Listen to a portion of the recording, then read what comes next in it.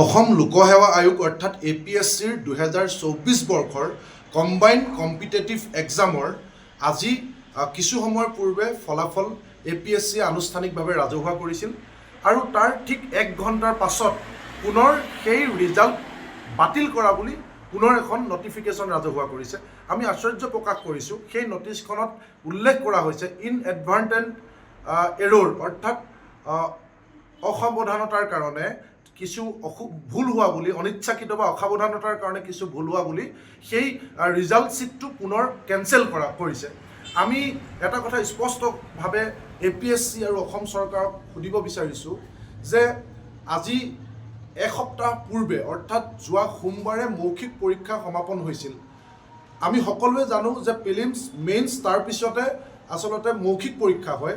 পূৰ্বৰ দুয়োটা পৰীক্ষাৰ প্ৰিলিমছ আৰু মেইনছৰ দুয়োটা পৰীক্ষাৰ ফলাফল সকলো চোৱাৰ পাছত, সকলো পৰীক্ষা নিৰীক্ষা কৰাৰ পাছত তাৰপিছত মৌখিক পৰীক্ষা অনুষ্ঠিত হয়। মৌখিক পৰীক্ষা অনুষ্ঠিত হোৱাৰ 3 দিনৰ পাছত ৰিজাল্ট ৰাজহুৱা কৰাৰ বিষয়ে ইতিমধ্যে এটা নিয়ম আমি সকলোৱে জানো যে APSCত ৰাকেশ পালৰ দিনতে সেই নিয়ম বান্ধা হৈছিল যে মৌখিক পৰীক্ষা অনুষ্ঠিত হোৱা 3 দিনৰ পিছত ৰিজাল্ট ৰাজহুৱা কৰা হ'ব। কিন্তু আজি এসপ্তাহলৈকে ৰিজাল্ট ৰাজহুৱা নকৰাক লৈ প্ৰাৰ্থীসকলৰ মাজত সাংঘাতিক ধৰণে এটা সন্দেহৰ বাতাবৰণ সৃষ্টি হৈ আছিল যে 3 দিনৰ পিছত ৰিজাল্ট ৰাজহুৱা হ'ব লগা ফলাফলৰ কিয় এসপ্তাহৰ পিছত ৰাজহুৱা কৰা হ'ল। সেই সন্দেহ ঘনীভূত হৈ থকাৰ সময়তে পুনৰ বিশেষ আখুৱাপূৰ্ণ এটা বিষয় উল্লেখ কৰি অনিচ্ছাকৃত বা বিসংগতিপূৰ্ণ এটা বিষয়ৰ বাবে আচলতে পুনৰ এই ৰিজাল্ট শ্বীটখন কেঞ্চেল কৰা বুলি যি খবৰ তেওঁলোকে পুনৰ এখন নটিছৰ জৰিয়তে জনাইছে, ই আচলতে সাংঘাতিক ধৰণে এটা সন্দেহৰ সৃষ্টি কৰিছে। নিশ্চিতভাৱে আমাৰ সন্দেহ যে নিশ্চিতভাৱে ইয়াত হয়তো পূৰ্বৰ APSCৰ যি কেলেংকাৰী আছিল, মন্ত্ৰী বিধায়ক একাংশ ৰাজনীতিকৰ নিজৰ মনৰ পচন্দ পৰিয়ালৰ মানুহ APSCৰ পৰীক্ষাত পাছ কৰাব নোৱাৰিলে এই ধৰণৰ বিসংগতি দেখুৱাই পুনৰ এটা দুৰ্নীতিত লিপ্ত হৈছিল। সেই একেই পৰম্পৰা পুনৰ আৰম্ভ হৈছে নেকি হিমন্ত বিশ্ব শৰ্মা চৰকাৰৰ দিনত? আমি এই প্ৰশ্ন আজি মুখ্যমন্ত্ৰীক সুধিব বিচাৰিছোঁ। গতিকে পুনৰ APSCৰ দুৰ্নীতি মুক্ত কৰা হ'ল বুলি অসম চৰকাৰে আজি বাহ লয়। আজি যদি আপুনি চৰকাৰী প্ৰচাৰ অভিযান চাবলৈ যায় বিজেপিৰ, তাত মূল বিষয়টোৱে কৈছে যে স্বচ্ছ আৰু নিকা নিযুক্তি।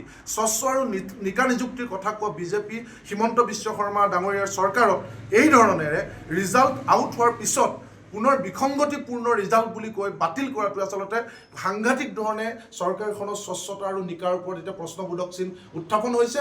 আৰু আমি এই গোটেই বিষয়টো এটা তদন্তৰ দাবী জনাইছোঁ। আৰু কিয় কেনেকৈ এনেকুৱা ধৰণে অসাৱধানতাৰ সৃষ্টি হ'ল, কি কাৰণে এই অসাৱধানতা হ'বলৈ পালে, সকলো দুটাকৈ পুনৰ প্ৰিলিমছ আৰু মেইনছৰ পৰীক্ষাৰ পুংখানুপুংখভাৱে মাৰ্কিং কৰাৰ পিছত, নম্বৰ দিয়াৰ পিছত মৌখিক পৰীক্ষা অনুষ্ঠিত হৈছিল।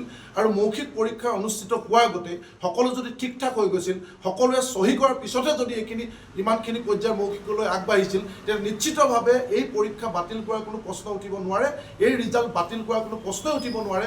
কি ৰহস্য ইয়াত লুকাই আছে, কি দুৰ্নীতি পুনৰ APSCয়ে চানি ধৰিছে, এই বিষয়টো আমি মুখ্যমন্ত্ৰীক দাবী জনাইছোঁ। এটা উচ্চ পৰ্যায়ৰ তদন্ত হ'ব লাগে। পুনৰ এই ধৰণে APSCৰ কলা অধ্যায়বিলাক ঘূৰাই আনি নে বাহিৰত এটা দেখুৱাই ভিতৰি APSCত ৰাজনীতিকসকলৰ এই ধৰণৰ দুৰ্নীতি পুনৰ চলি আছে, এই কথাটো অসমবাসী ৰাইজে আজি জানিব বিচাৰিছে।